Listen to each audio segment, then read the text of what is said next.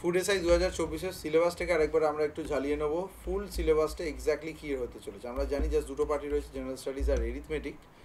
General স্টাডিজের মধ্যে রয়েছে ভারতবর্ষের ইতিহাস, কালচার, নেচার অ্যান্ড ক্যারেক্টারিস্টিক্সের ওপরে থাকবে, political system, Indian administrative system. মনে রাখবি হিন্দিতে পরীক্ষা হবে না, শুধুমাত্র বেঙ্গলি আর ইংলিশের মধ্যেই হতে চলেছে, ঠিক আছে।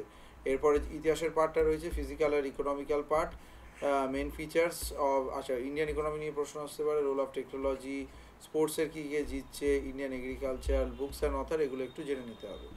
অঙ্কের মধ্যে আসতে চলেছে নাম্বার সিস্টেম, আমাদের সবারই ফেভারিট, এগুলোর উপরে প্রত্যেক টাইম আলাদা আলাদা সেশন করবো। ডেসিমাল ফ্র্যাকশন, এইচসিএফ, এলসিএম, লসাগু গসাগু, percentage, average, profit and loss, time and work, speed, distance, work time, alligation, boat এর অঙ্ক, পাইপ সিস্টেম, সকলের ওপরেই একটা মক টেস্ট রয়েছে, যার জন্য আমাকে যোগাযোগ করতে পারো এই নম্বরেতে।